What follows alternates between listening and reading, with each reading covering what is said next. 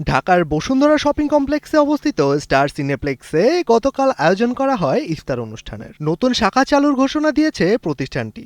ঈদুল ফিতরের দিন পর্দা উঠবে এই শাখার।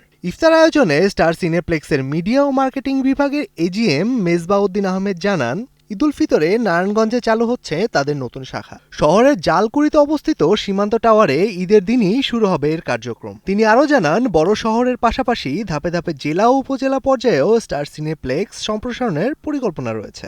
নারায়ণগঞ্জ শাখাটি এই পরিকল্পনারই একটি অংশ।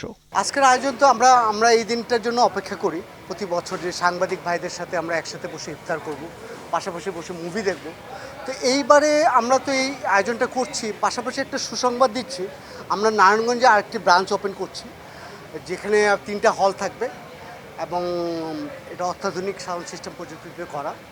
এবং আমরা ইনশাল্লাহ এটা দিয়ে আমরা নতুন বাংলা মুভি আসছে ঈদের শুনতেছি।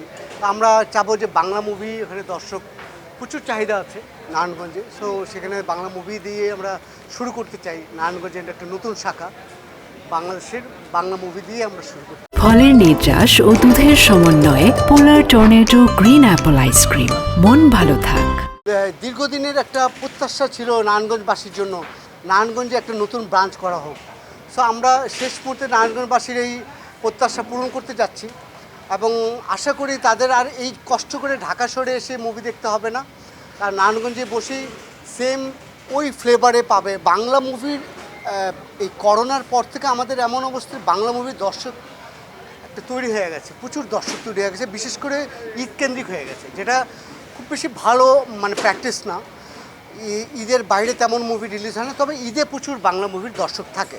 তো আমরাও আশাবাদী, এই বছরে আমি শুনতে পাচ্ছি যে 5টা 6টা বাংলা মুভি রিলিজ দিবে।